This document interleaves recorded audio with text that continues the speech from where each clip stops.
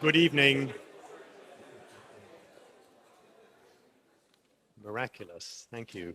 Good evening, ladies and gentlemen. Lords, ladies and gentlemen, sorry. Good evening. Welcome to the Oxford University Museum of Natural History. My name is John Krebs and I'm the chairman of the visitors of the Natural History Museum and standing here in that capacity. In case you hadn't noticed, it's a birthday today, not just Abraham Lincoln, but also Charles Darwin. And this event this evening is part of the worldwide celebration of Charles Darwin's birthday. And it's a joint event organized by the Natural History Museum, the Institute of Biology, together with the Bodleian Library and Oxford Philmusica. And my job is simply to introduce the chairman of the conversation, but also to thank Raymond Dweck, who's helped to make all this happen, and Amy Sewell from the Development Office, who has also played a key role. And I just want to make a few housekeeping announcements before I hand over to the conversation. Sorry about this, but I have to go through it. Number one, if you hear the fire alarm, I hope you don't, a continuous alarm, the instructions say, leave the building quickly and calmly through the nearest available escape route. There are 2 staircases from the gallery on the north and south ends. Have you got your compass with you? Do not stop to pick up your personal belongings. Report to the fire assembly point in the front lawn in front of the building, and do not re-enter until authorized to do so. So that's fire. The next thing is mobile phones. If this was the cinema, I'd suddenly have that background noise of phones ringing, but I can't do that, so please do switch off your mobile phones now. And the final point to say, got cameras, but please no photographs during the conversation. The conversation is being filmed and will be available on the university website, as well as a podcast on the Guardian podcast website. So those are my introductory housekeeping remarks, and now it gives me great pleasure to hand over to Jeremy Paxman, who is going to moderate the conversation. Jeremy, it says that I'm supposed to introduce you, but you need no introduction, and so I simply hand over to you to introduce the conversation. Thank you. Thank you very much, John.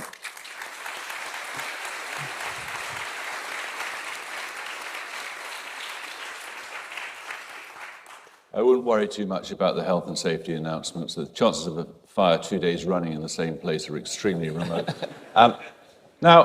When I was invited by John to come along this evening, I was under the impression we were recreating the Huxley-Wilberforce debate of 1860, which, although it seems in history to have had such a profound effect, very few people were able to provide any kind of accurate record of at the time or indeed 30 years afterwards. You'll recall that in that debate, Soapy Sam Wilberforce, not played by the bishop on my left, asked Huxley whether he was descended from an ape on his grandfather's side or his mother's side, and Huxley is supposed to have replied, although I don't think with any evidence, he'd rather be descended from an ape than a bishop. But actually claimed to be able to remember only afterwards that he'd said he would rather be descended from an ape than to use his talents to obscure an obvious truth. I was rather alarmed and therefore accused of being a typical trivial media type to discover that both Richards have agreed that they're going to have a civilized conversation between them this evening, which will include no such invective. I therefore rather rely upon you to inject as much controversy as you like. And I was rather struck with the remark that Huxley made, because he was actually rather reluctant to appear the first time he was invited. He felt that a general audience in which sentiment would unduly interfere with intellect was not the public before which such a discussion should take place. Now, this will, of course, not apply in your cases, and you're free to ask any questions you like, preferably as difficult or indeed as rude or repeated as you wish, of either of our protagonists. But as you've come to this friendly stitch-up between you, who have you decided will go first? We haven't talked about it. We haven't talked about it.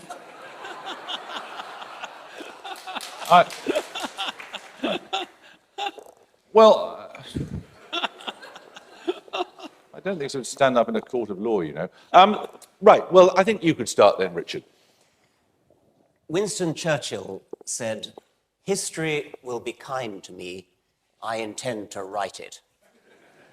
And I think something of that went on this occasion, because the main account that we have of this seems to have come from Huxley, and he, of course, gave a good account. Other people felt that Hooker was actually the one, Sir Joseph Hooker was actually the one who trounced Bishop Wilberforce. Bishop Wilberforce himself was of a different opinion, as we saw in the Divinity School just now, looking at the manuscripts that were kindly laid out for us. He wrote a letter to somebody saying that he just got back from having a discussion with Professor Huxley, and he said, "I feel that I beat him thoroughly." So we have at least three completely separate, conflicting accounts of this debate. I have to confess that I have always regarded this debate between Huxley and Wilberforce as a bit of a bore. I'm more interested in the issues than in winning debating points. And so I'm looking forward to getting on to that with Richard later. Yes, well, I'm very happy to get on to any issue you want, Richard, but I think it is important to put the historical record straight, as you have begun to do. The great myth of religion opposed to science originated 40 years later in a story in the Gentleman's Magazine. It's a wonderful story. Nobody could resist it then, and nobody can resist it now. The truth is very different. The so-called big encounter was not a big encounter. It was a side meeting. Neither Wilberforce nor Huxley were billed as the main speakers. It wasn't advertised in advance. They were just called on to speak. And as you rightly say, the main intellectual force for Darwin at the time was actually Joseph Hooker. But a very brief word about Wilberforce himself. He was no slouch. He'd got first in maths. He had a very keen interest in natural science. He was vice president of the British Association for the Advancement of Science. He'd written a 39-page detailed review of The Origin of Species in the Quarterly Review, which Darwin said was uncommonly clever and had picked up all the weak points in his argument. So he was no slouch. And of course, what we have to remember, this is very important, most of the best-known scientists at the time opposed Darwin. So in Wilberforce, in opposing Darwin, was really standing on the side of what you might call the conventional science of the time. Now, I think most objective observers of this occasion did think that Wilberforce had lost it, not on the grounds of science, but the fact that actually he came across rather badly, and he wasn't very popular with Oxford dons. And it was, I think it was Huxley's son who said that actually it was a kind of failure of manners that he had lost it. As for as for Wilberforce's review of The Origin, and also indeed perhaps his performance at this discussion, it's widely believed that it was written by Richard Owen. And that's where, when you say he was no slouch, Richard Owen was no slouch. No. And we don't know, I think, how much of Wilberforce's review was written by Owen. Did he believe in the creation myth? Wilberforce? Yes. Yes, I think he did, as, of course, did the majority of scientists at the time. They thought that all species were created, as it were, ready-made. That was the prevailing view at the time. Do you believe it? No, I don't. No. Why not? Simply because all that evolutionary biologists have shown us about the whole process of evolution, right from the origin of the universe 13.7 billion years ago, and everything that has taken place there since then, particularly on this earth, which Richard has written about so wonderfully in his books. It's a wonderful, wonderful story. That, there's no doubt in my mind, that is true. I think it's wonderful that Richard should say that, and probably most of your... Very perceptive fellow.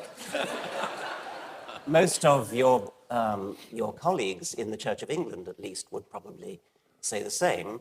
But I must say, I wish you guys would get out there and do something about your congregations, because it's not enough to say a few bishops and theologians support evolution. Of course they do. But the vast majority, at least in the United States, and increasingly here, of the people in the pew, and even more on the prayer mat, are simple Genesis-believing, naive young earth creationists. And that's very worrying and ought to worry bishops, at least as much as scientists. And I wonder whether you think that you and your colleagues are doing enough to correct the misconceptions among your flocks. And I don't mean just positively, I think I also mean standing up in the pulpit and preaching a sermon in which you may refer to Adam and Eve and the fall. And if anybody challenges you, you'll say, oh, of course, it's only an allegory, it's only symbolic, it's only metaphorical. But how many of the congregation know it's only an allegory?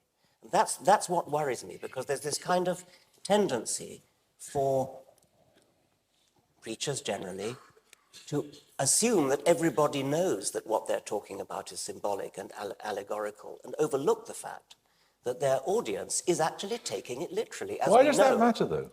Because it's false. Well, why does that matter? Some credulous fools choose to believe something that is untrue. Why does it matter? Because they're missing such an enormous amount, because the truth is so wonderful and so exciting, as Richard will agree. Yes, and also it's because a literalistic view of the Bible totally misunderstands what the Bible is about. And it is important to understand that the Bible is a particular kind of literature which conveys particular kinds of truth through poetry, through myth, and through story. And I think it's very important to people to understand what the Bible is about. But I can assure you, Richard, I preached on Darwin last Sunday, straight down the line, and I... You probably wrote that for him too. And I think probably most members of the Church of England do have no problem at all believing in the theory of evolution.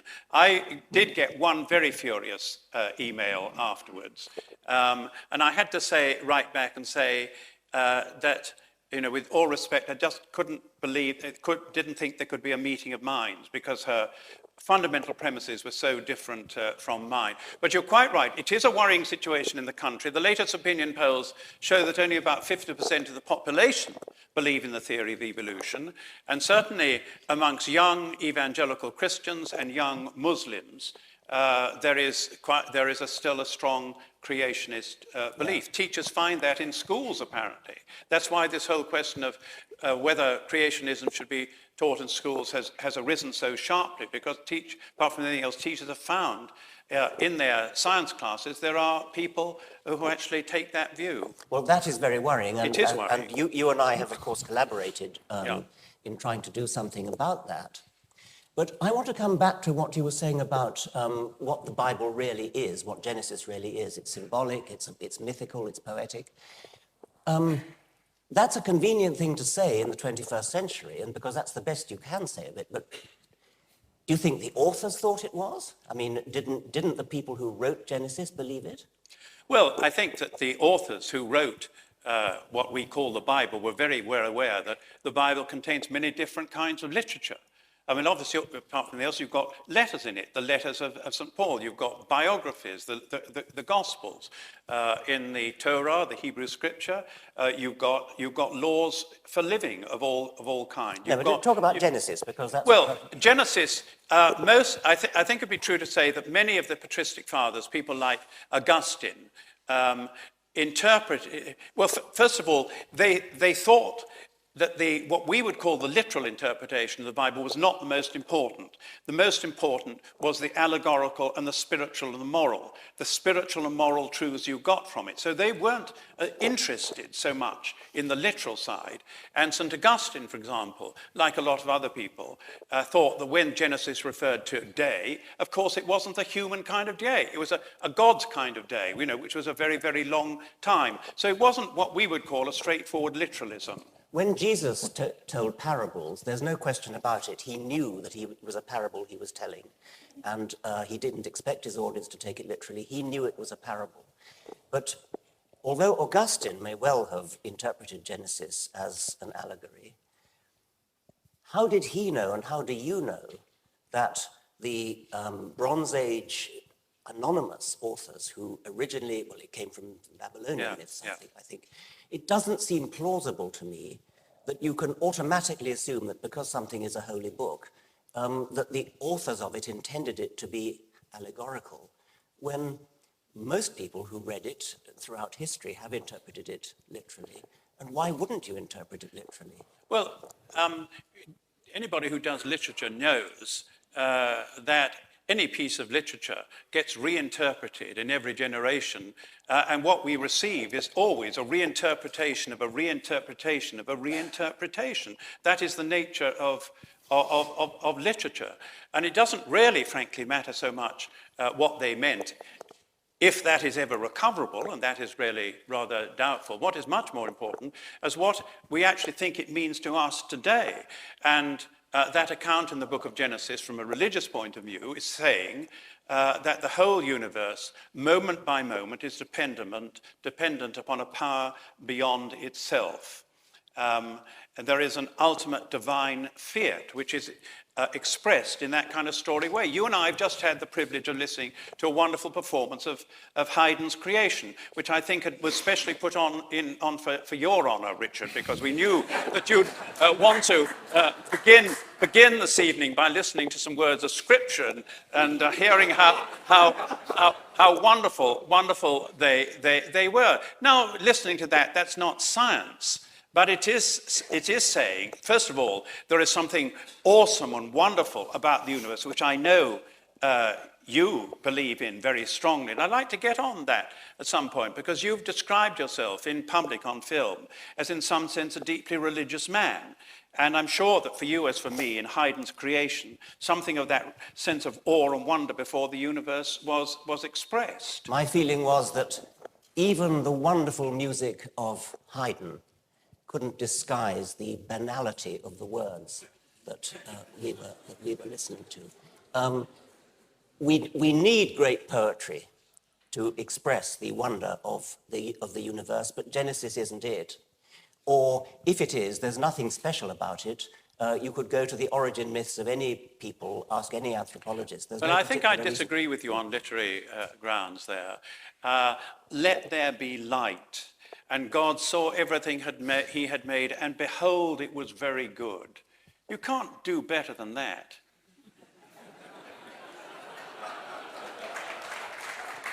I think we're just going to have to agree to differ on that.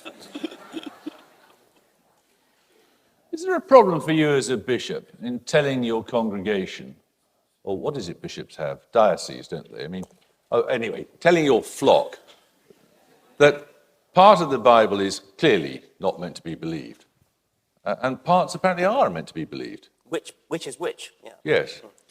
Well, people believe things in different ways. But it's not true. I mean, you've just said. Well, there are different kinds of truth. There are moral truths, there's spiritual truths, there's the truths of history, and there are the truths of science. The Bible is not about the truths of science. It does contain some historical truths, but it fundamentally contains some religious truths written from the standpoint of Judaism and Christianity, that there is something very special about us human beings, that we are made in the image of God. That is the sense we can think and know that we're thinking, we can choose, we're conscious of moral choice, we can pray, and that there is an ultimately wise rationality behind this universe who desires to enter into a relationship with us. That's what the Bible is Well, is the about. resurrection a myth as well?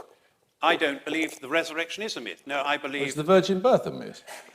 the virgin birth could be interpreted either way, and I'm not bothered too much about that. I mean, I do take historical fact very seriously, but clearly some proclamations of Christianity are more important than others. And the resurrection is absolutely fundamental. How do you decide? I mean, because it's all there in the Bible. You arbitrarily say, I'm going to believe that one, but not that one. That one's symbolic. That one I believe. That one's borderline. Well, I'm not decides? talking at the moment about whether it is true or not. I'm talking about whether it's important that it's true. That's the only point that I was making there. It is absolutely fundamental to Christianity that the resurrection of Christ, in some sense, some very real sense, is profoundly true.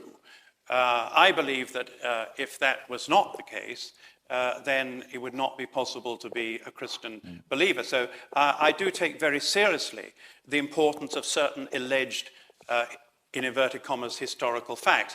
When I put it in inverted commas, because clearly the resurrection is both within history and out of history. It's not totally containable within what we call historical criteria and parameters. But you seem to be saying that we seem to be getting onto religion rather than science. I think we need to getting off creation. No, but you're the one who articulated this argument that these two things were not incompatible. Yeah. We're just getting into some other areas where they might be incompatible. I've not come across any other resurrections. Maybe. Go on, Richard.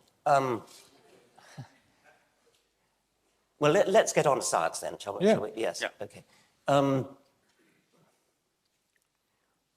When you say that, and of course I agree with you that the universe is wonderful and great and awe-inspiring, I find that I get that from science, and the more I learn about science, the more wonderful it is. And then if I go and read something from not just the Bible, but really any piece of sacred text, any piece of anthropological speculation, I find that I'm brought down to earth with a bang. It suddenly ceases to be so grand, it becomes rather petty, rather small. It's of course interesting from a historical point of view that people have believed these things, and every tribe in the world believes different things. There is a certain interest in it, but it doesn't even begin to measure up to the scale of the universe. That's what I meant when I said that even Haydn couldn't really redeem the words of the creation that we were listening to. It's small, it's petty, it's diminished.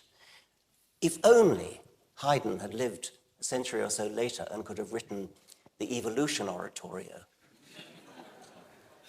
But wouldn't you say that all the things which you regard as small and petty, leaving aside whether that's a correct judgment, do clearly reflect our human limitations to grasp the majesty and wonder of the universe? Because I'd put it to you, if you feel like this about the universe, which you clearly do, if there was a fountain origin of the universe, then that fountain and origin must by definition be even more awesome and wonderful, however inadequate the limitations of our attempts to grasp and express that. Yes, indeed, and that's one of the reasons why I don't believe it, but we could come on to that later.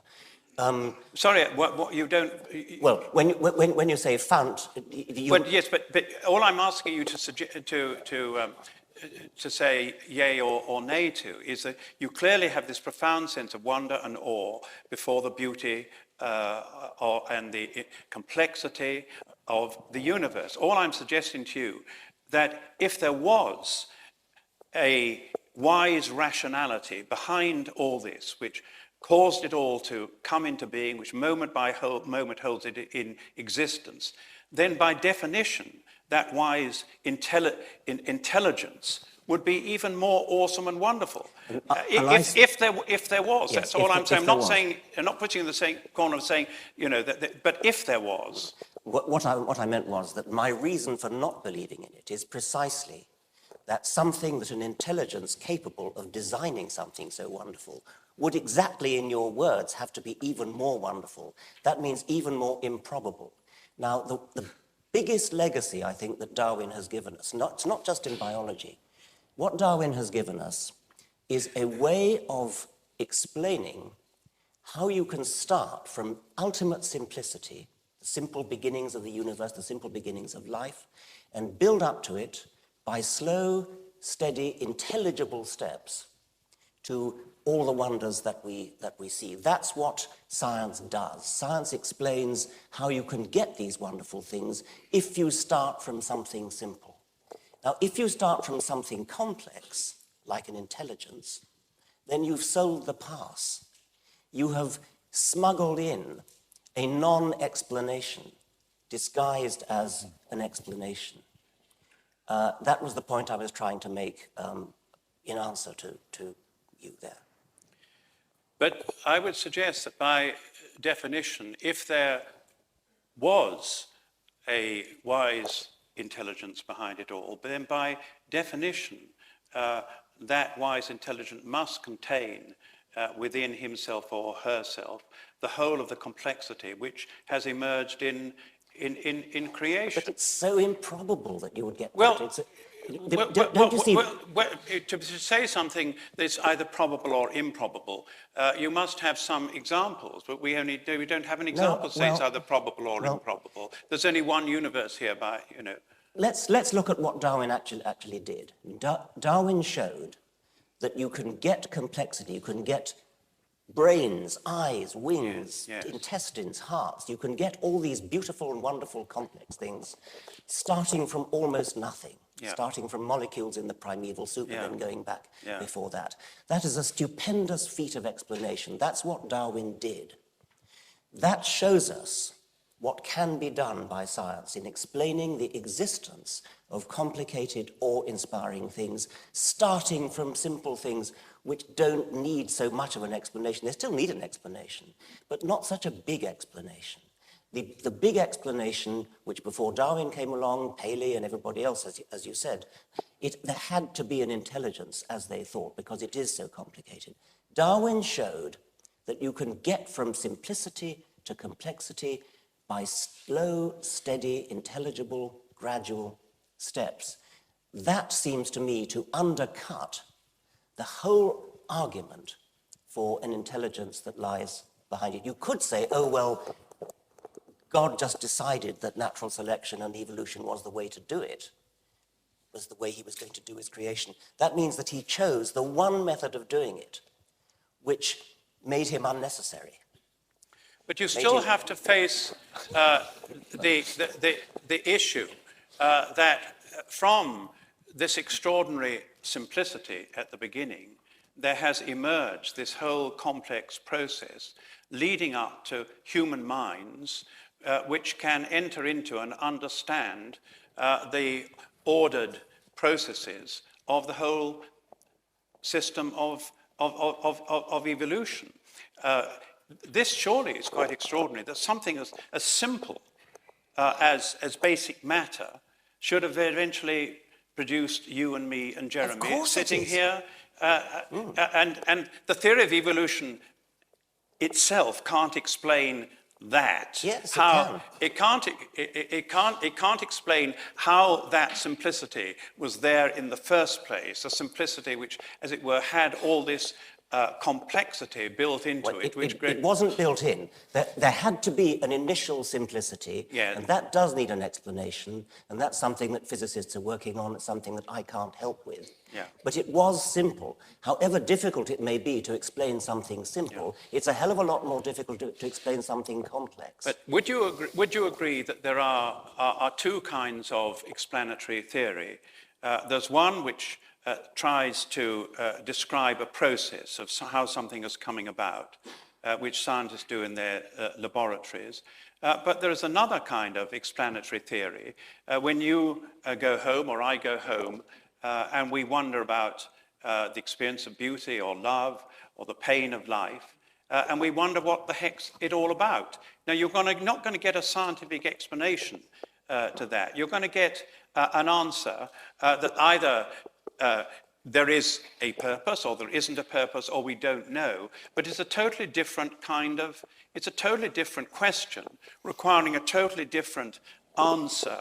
And what goes into making up of that answer is not just what you discover in the laboratory. It's your experience of beauty, it's your experience of moral struggle, experience of human relationships, experience of love, of evil. All these go into trying to see whether there is answer. I'm not saying there is answer, but it's just, I'd like you to acknowledge that there is a different kind of question which requires a different kind of answer. I will acknowledge that science is not, at least at present, capable of providing a fully satisfactory explanation for feelings of love and beauty, the overwhelming feeling from reading a Shakespeare sonnet or something like that.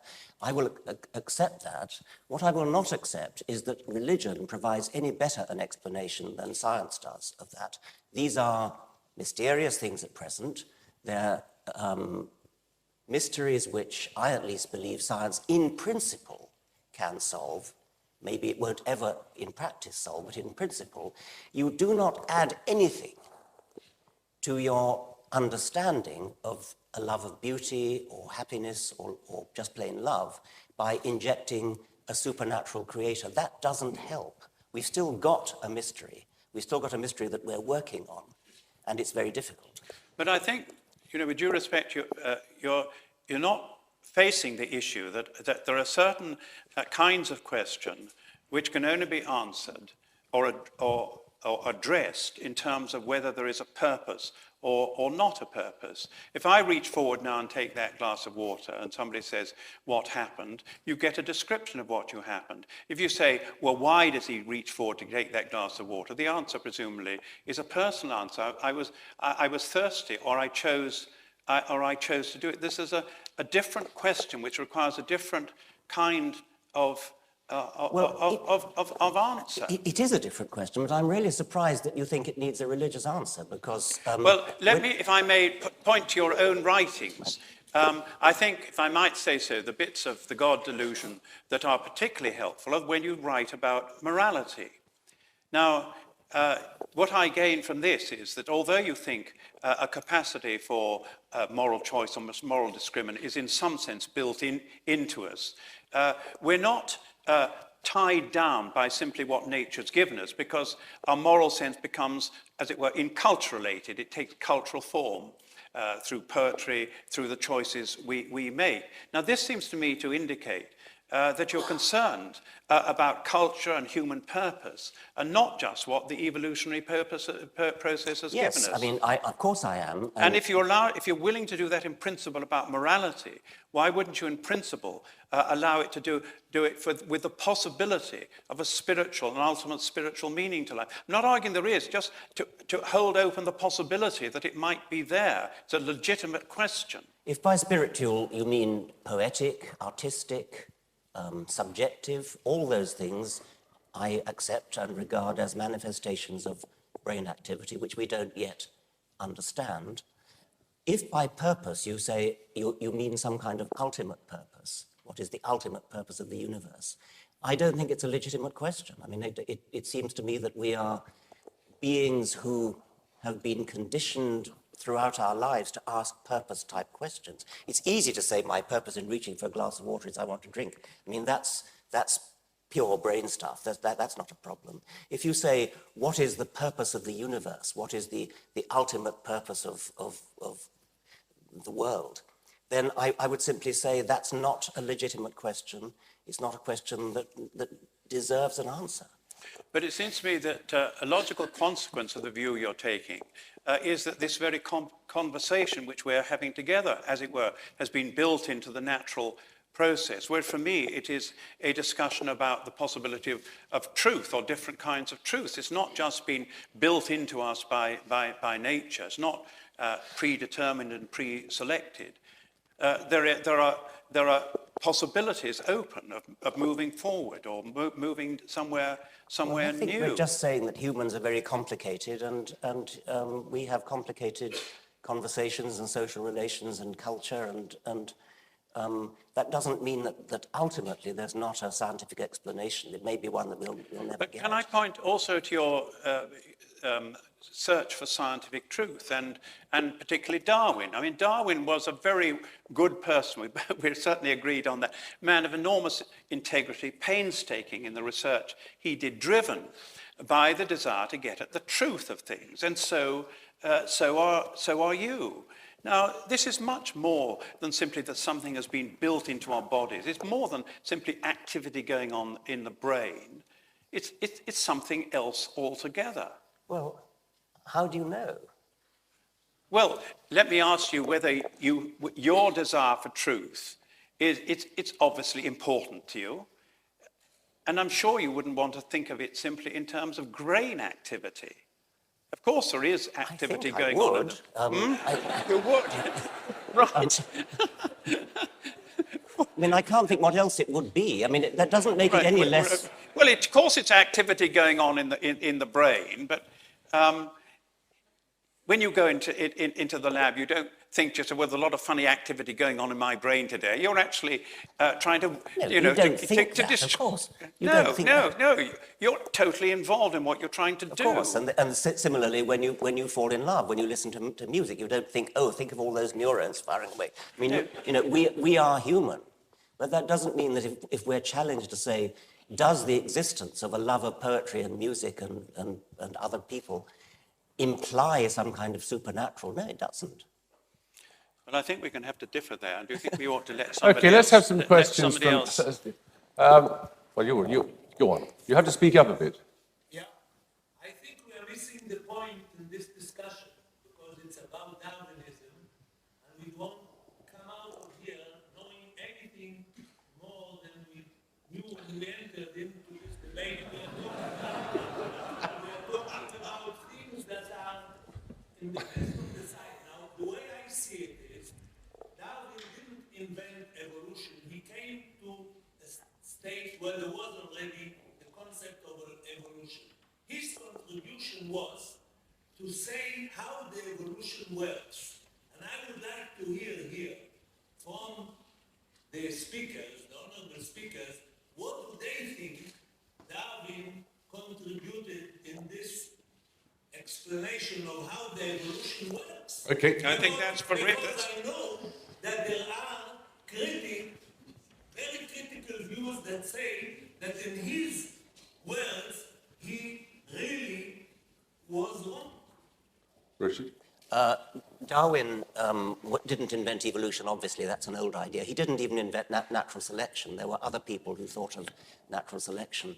What I think that Darwin, and actually Wallace as well, did was to recognize that natural selection is the powerful driving force which pushes evolution in the direction of adaptation, in the direction of improvement, in the direction of beauty, and everything that creates an illusion of design. So there were others who had the sort of essential ideas, but Darwin and Wallace were the only people who saw the significance of it and realized that it was the answer to the great riddle of the existence of life. Now, when you say there are severe critics of Darwin, obviously Darwin got some things wrong because, he lived a century and a half ago. But I don't know of any serious critics who will say... The system is well, gradual. The system is gradual insofar as anything that matters. There is a certain amount of controversy about whether it's a so-called theory of evolution by jerks, whether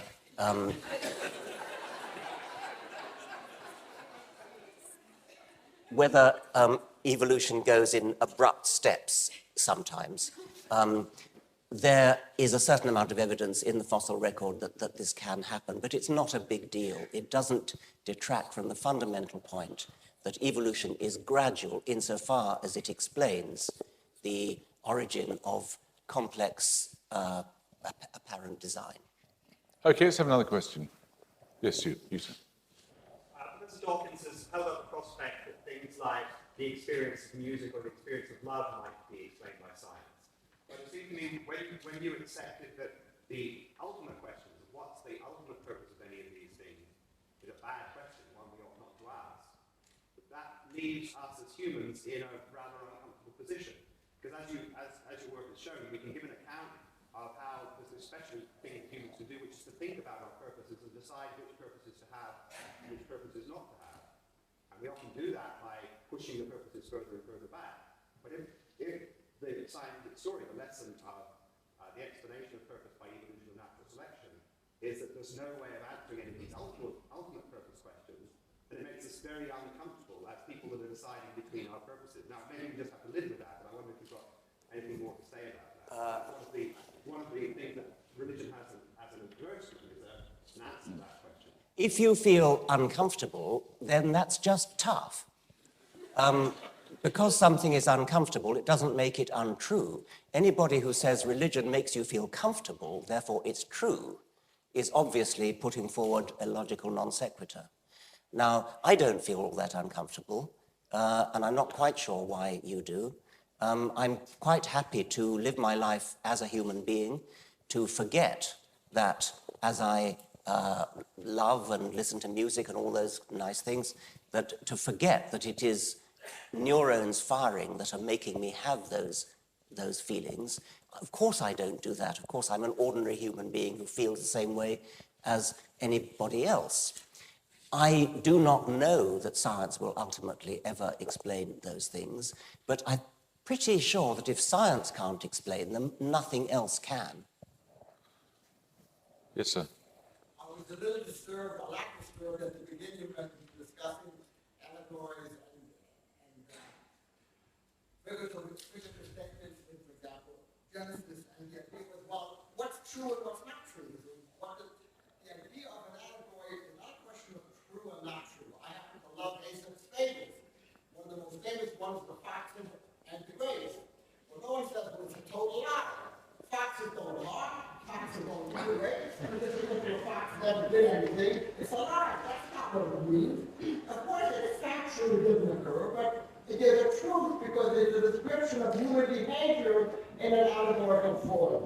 Now, it's not a question of what's true and what's not true. It's how you understand the presentation of this truth. Is it literal or is it allegorical? They're both true in the same time. Do you want to deal with it? Aesop knew that what he was saying in his fables was an allegory. Aesop was in no doubt about that. Anybody who's ever read Aesop is in no doubt about it. 50%, as Richard told us, of the American public believe literally that the book of Genesis is fact. That's not Genesis' fault, that's the 50% fault. Exactly, but it's... But people who are going to defend Genesis and who are going to stand up in pulpits and preach from Genesis must take some responsibility to disabuse their flocks of this literal mindedness. But I went further and said, we don't know what the Bronze Age herdsmen who first codified this particular myth believed. Maybe they did think it was literally true. And Richard Harris then said that stories can change their meaning as history goes by, as the centuries go by, we interpret them in different ways.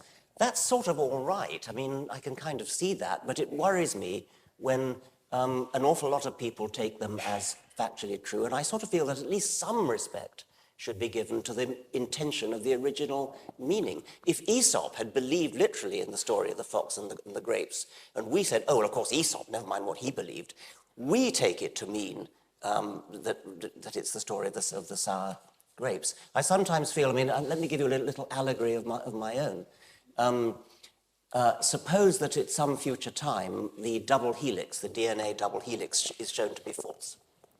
But by then, the whole of science has become so wedded to the idea of the double helix that they say, oh, well, of course, it's not actually true that there's a double helix, but what's the deeper meaning of the double helix? I mean, what's the symbolic, allegorical meaning of the double helix? Something about the twisting round of the helices symbolizes human love, or I mean, you could have enormous fun doing that kind of thing, but it would be kind of silly, wouldn't it? I'm just looking to see if there's anyone of a different... Is there anyone up there who wants to ask a question for you? No, okay, right. You, sir. I wonder if the Bishop believes that God works through evolution to produce species. And if so... Who is it? Can you put your hand up so I can see? I'd like to see who's asking the... Oh, yes, I wonder if you believe that God works through evolution, Darwinian-type evolution, to produce all the wonderful species we have around us. Because it strikes me that there's nothing more cruel than evolution. And if God allows this, or encourages it, or invoked it, he cannot be a loving God. Because it's the cruelest way of producing species when you could magically have just done it the Genesis way. Well, thank you very much. No, I think there are several very crucial issues. First of all, to be created at all is to be created with a life of one's own. And when God said, "Let there be," he literally did let things be, from the most elementary particles up to us with a life of their own. And not long after The Origin of Species was published, I think it was Charles Kingsley was the first person to say this, that God doesn't just make the world, he does something much more wonderful. He makes the world make itself. So I believe that the whole process of evolution is the world making itself. Now, I think in pointing to the apparent cruelty of evolution, for me, that does raise much more serious and significant problems than the theory of evolution itself. I really do believe that it is the character of evolution which raises the fundamental question marks against a religious belief rather than the theory of evolution itself. On the other hand, we can say, and you've, I think, pointed this out in one of your books, that nature is not simply a competition to survive in the Victorian sense of red tooth and claw, because cooperation is built into nature as well as competition, and the ability of genes to cooperate within their own organism and organisms to cooperate within species is also a very, very important driver of evolution. And Richard will put me right if I'm wrong this, but I've picked this up from one of your books. So it's not all red in tooth and claw. Cooperation is also a driver of evolution. But I do agree with you that in principle, it is the character of evolution which raises question marks against a religious belief rather than the theory of evolution itself. Have I got it right about cooperation? Would you agree with that? I wouldn't say cooperation is a driver of evolution. I'd say cooperation is one consequence. Right. There's a chap standing up at the back there. Go on. I was interested in the early discussion where we realised that many of the bishops are enlightened and understand the Bible and its connotations, but that the flock are way behind. Now, what I want to ask is, can we have an evolution within religion? Because at the moment, most services, be they Christian or Jewish or whichever, are a continuous mantra of praise to the most holy, but seem to say nothing philosophical of any great substance. Can't you reach to the religion? Can religion evolve? Is this a question for you, Richard? No, well, it's a question about evolution. So, I believe that whilst certain fundamental truths do remain, a religious view of the universe does have to respond to new facts which are discovered and has to account for this and include them in an overall religious perspective on human existence. So there is a sense in which a religious view of the universe ought to be evolving all the time. And I suppose that's one of the reasons why whilst I don't think Anglicanism is the last word, that's an understatement, isn't it? I do believe that it is a church which, on the one hand, tries to remain true to the fundamentals of the past, but is open to the future and tries to be responsive to new truths as they emerge and to include them with an overall coherent and consistent view of the world from a Christian point of view. I think we've probably got time to squeeze in one more question. There's a, Yeah, well, there's a lot of hand waving. There's a lot of hands pointing at the young same man, person. a young Yes. man, yes. Go on A then. young- Off you go then. Yes. Thank you. The Bishop, you yourself talked of how ages ago, and the time of Darwin before, most Christians, and indeed everyone really, didn't believe in evolution, rather believed in creationism, and before that they believed the earth was flat, and before that they believed in Behemoth and the dragon of the Revelations, and before that and other things which science has then gone to disprove. So as science sort of pulls back what could be seen as the religion of the gaps or the God of the gaps, is it not impossible, is it possible that religion as a whole will one day be sort of pulled back as we do answer the questions of how life began, how the universe began?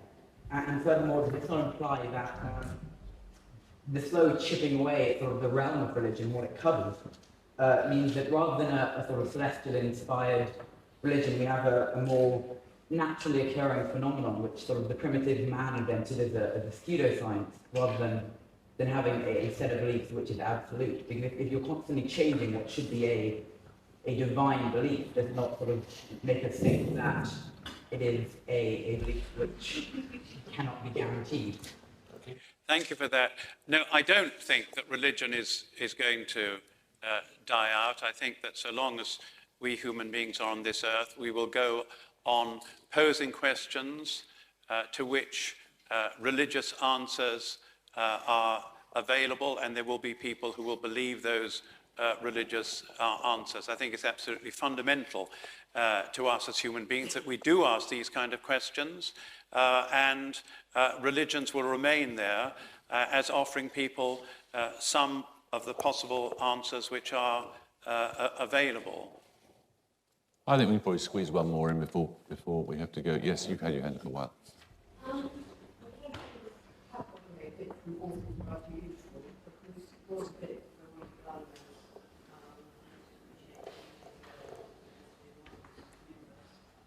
Living in wonders of the universe.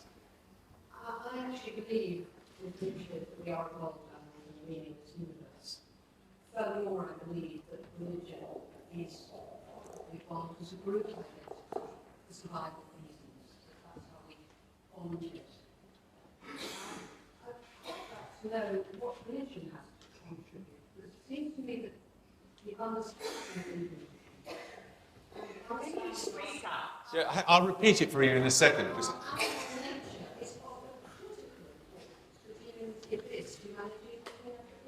So your question is specifically what does religion have to contribute to what? Well, to the fact that we are genocidal animals. Okay, fine. So what? Most species in this world are becoming extinct thanks to our activities. What is religion? Science seems to me to have an answer, or the beginnings of an answer to understanding and moving on. It seems to me that religion has not yet made a real contribution to that at all. Don't you think religious people? That religion hasn't made a substantial contribution to, or has no role to play in addressing issues of extinction and the rest. Yeah. Okay. Go on. Well, it seems to me that if we're considering environmental issues, and particularly the extinction of species, what we bring to bear on it, whether we're atheists or religious or agnostic, is a moral concern about it. It's not science itself which gives you that moral concern.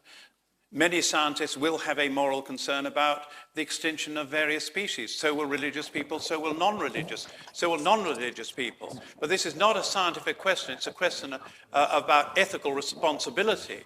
And religion claims, it's not always successful in practice, claims to enhance people's sense of ethical responsibility. Now, I do think that religions the monotheistic religions are to blame in some respect in this area, because the phrase in Genesis that human beings have been given dominion over the animals has been clearly taken by some people as meaning the ability or the right to exploit the environment in a ruthless and total kind of way. And people now are reinterpreting that to mean that human beings have been given a stewardship of creation. So that is one of the ways in which I think, in which religious people, Christian people, are now coming to a different interpretation of that particular phrase in Genesis. Richard Dawkins, very quickly. I'd just like to I think what you've just demonstrated, Richard, is that as the centuries go by, as the decades go by, we change, we become more enlightened, we move on, and you've stressed that several times. We all move on, whether we're religious or not.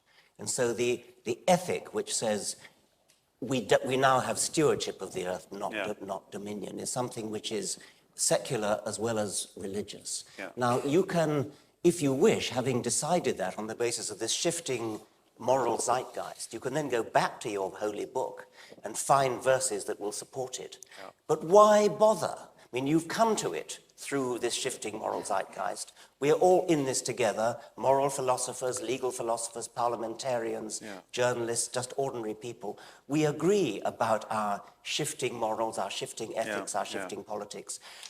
We don't need to go back to the Bible and find the verses that agree with our modern consensus. We can just forget the Bible and just stick to our moral consensus. Richard, we're going to have to stop it there because... Right, okay. Can I just, on your behalf, thank both Richard Dawkins and Richard Harris for a very stimulating discussion.